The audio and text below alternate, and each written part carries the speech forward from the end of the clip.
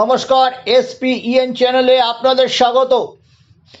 এই মুহূর্তের সবচেয়ে বড় খবর হলো আগামীকাল ধনধান্য অডিটোরিয়ামে দীপক জ্যোতি সম্মান, ইস্ট বেঙ্গল ক্লাবের প্রাক্তন কর্মকর্তা পল্টু দাস সে জন্মদিন। সেই উপলক্ষে ইস্ট বেঙ্গল ক্লাব প্রত্যেক বছরই অনুষ্ঠান করে। দিন দিন সেই অনুষ্ঠানের পরিমাণ ব্যাপ্তি বেড়েছে।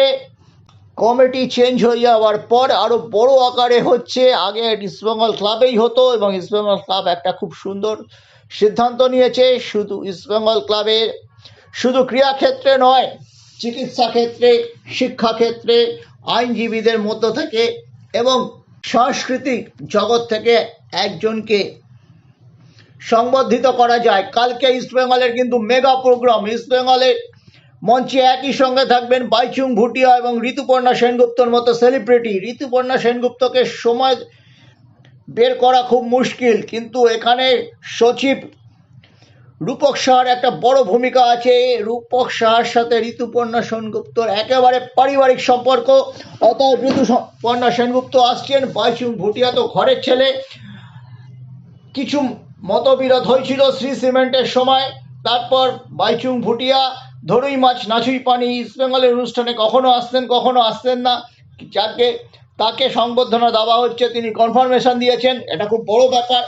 ইস্টবেঙ্গল তার মাদার ক্লাব, ইস্টবেঙ্গলই তাকে আবিষ্কার করে এনেছিল। সুরজিৎ সেনগুপ্তরা একটা এসবিআইয়ের ক্যাম্প থেকে তুলে এনে এই পল্টু দাসকেই বলেছিলেন একটা বৃত্ত সম্পূর্ণ হবে।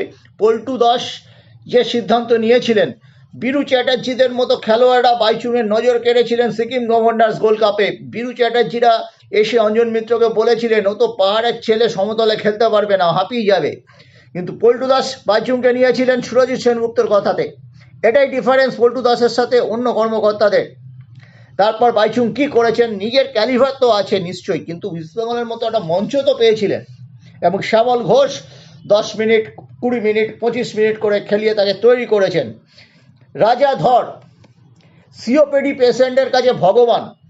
এই রাজা ধর সংবর্ধিত হবেন।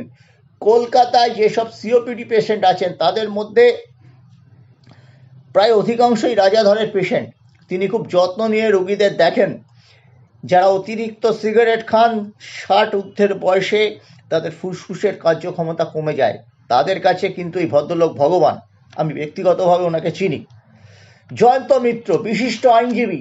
2005 সালে মোহনবাগানের যে নির্বাচন হয়েছিল, স্পেশাল অফিসার ছিলেন জয়ন্ত মিত্র। একার কাঁধে তিনি করেছিলেন।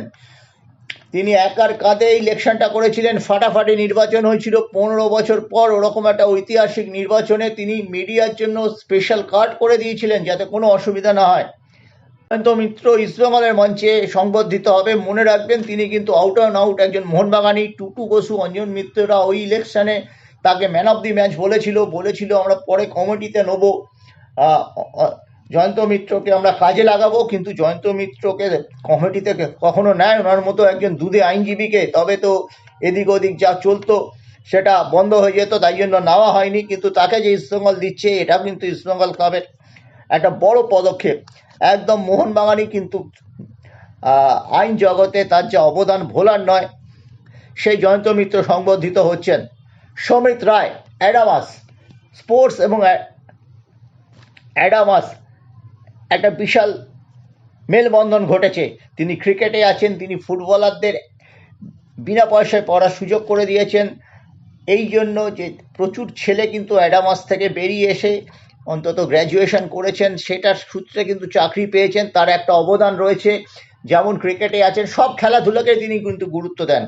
তার এই অ্যাডামাস ইউনিভার্সিটিতে যেরকম দাবাড়ু আছেন, ব্যাডমিন্টন আছেন, ভলিবল আছে, সব খেলোয়াড়কেই তিনি সুলভে পড়ার ব্যবস্থা করে দিয়েছেন। তাই জন্য তাকে সংবর্ধনা দেওয়া হচ্ছে। পরবর্তী ক্লাবে ছোট ছোট কোনো স্পন্সরশিপের ক্ষেত্রে সমিতবাবুকে এগিয়ে আসবেন, সেদিকে আমাদের নজর থাকবে। কিন্তু খুব বড় অনুষ্ঠান। রাজা ধর, সমিত রায়, জয়ন্ত মিত্র, বাইচুং ভুটিয়া এবং ঋতুপর্ণা সেনগুপ্ত, একদম মেগা অনুষ্ঠান। তারাই ঝলমল করবে ইস্টবেঙ্গলের এই মঞ্চ। পল্টু দাসের নামাঙ্কিত দীপক জ্যোতি সম্মান দুপুর বেলায় আগামীকাল ধন্য অডিটোরিয়ামে 2:30 থেকে শুরু হবে। ইস্টবেঙ্গল সমর্থকরা নিশ্চয়ই যাবেন সেটা যোগ দিতে। এবং ইস্টবেঙ্গলের সামনে কিন্তু লিগের দরজা খুলে গেছে। মেহমানা স্পোর্টিংয়ের বিরুদ্ধে জয় পেলেই তারা কিন্তু মোহনবাগানের সঙ্গে তাদের পয়েন্টের ব্যবধান দাঁড়াবে 2 এবং তারা কিন্তু মোহনবাগানকে হাতের কাছে পেয়ে যাবেন। সেক্ষেত্রে সেটা আলাদা প্রতিবেদনে আমরা বলবো। কিন্তু যাই হোক, ইস্টবেঙ্গলের এই অনুষ্ঠান নিশ্চয়ই একটা মেগা অনুষ্ঠান হতে চলেছে ময়দানে।